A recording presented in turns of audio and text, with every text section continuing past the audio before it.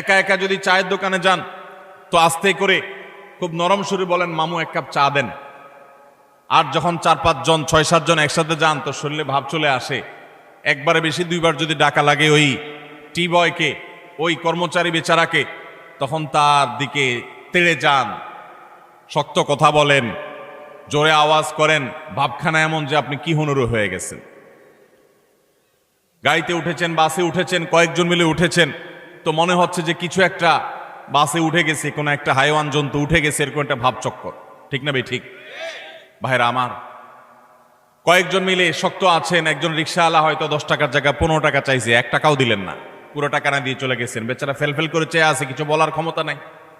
মনে রাখবেন, এর সবগুলো আল্লাহর খাতায় লেখা হচ্ছে। একটি পাপ এমন নাই, একটি জুলুম নাই যে জুলুম আল্লাহর খাতায় লেখা হচ্ছে না। নবী করিম সাল্লাল্লাহু আলাইহি ওয়াসাল্লাম সেজন্য বলেছেন, সেদিন আসা